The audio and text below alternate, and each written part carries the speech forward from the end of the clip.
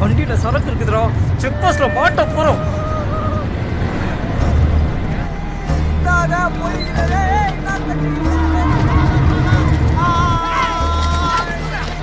யோ, அவங்க 4 பேர் கொஞ்சம் ஓரமா உட்காருங்கய்யா.